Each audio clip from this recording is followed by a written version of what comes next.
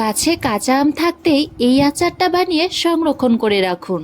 রসুন দিয়ে এই কাঁচা আমের ফ্লেভারটা কিন্তু অন্যরকমই লাগে। কোনো রকমের সেদ্ধ করা ঝামেলা ছাড়াই কিন্তু এই আচারটা বানিয়ে ফেলতে পারবেন। হ্যালো বন্ধুরা, আমি অর্পিতা, আমার চ্যানেল ড্রিম কিচেনে সবাইকে স্বাগত জানাই। গাছ ভর্তি কাঁচা আম হয়ে আছে, আর আমের আচার বানানোর জন্য এটাই হলো মোক্ষম সময়। আমিও বেশ কয়েকটা আম পেড়ে নিচ্ছি। হাতে নাগালে এরকম আম থাকলে কিন্তু পারতে বেশ মজা লাগে। আমি এখানে অনেকগুলো আমই পেড়ে নিয়েছি। এবার এগুলোকে একটা ঝুড়ির মধ্যে নিয়ে নিচ্ছি।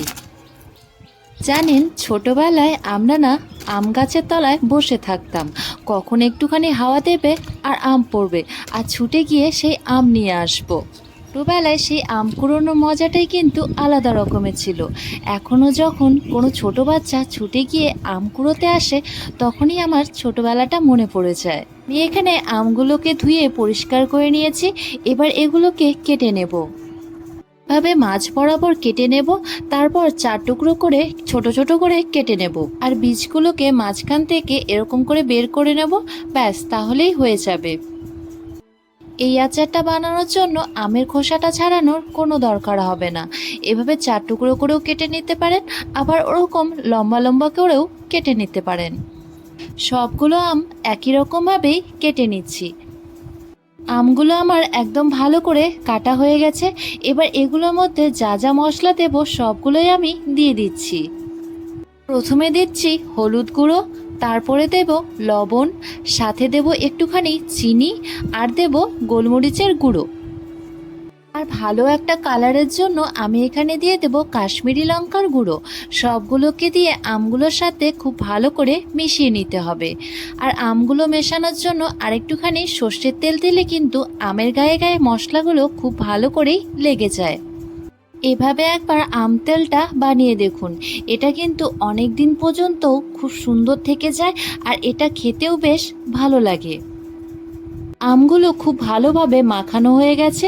এবার এগুলোকে আমি একদিনের জন্য শুকোতে দেব। মোটামুটি যদি রৌদ্র থাকে তাহলেই কিন্তু আমটা বেশ ভালোভাবেই শুকনো হয়ে আসে। একদিনের রৌদ্রতেই আমটা কিন্তু খুব ভালোভাবে শুকিয়ে গেছে। এবার আচারটা বানিয়ে নেওয়া যাক। তার জন্য আমি প্যান বসিয়ে দিয়েছি, আর দিয়ে দিচ্ছি সর্ষের তেল।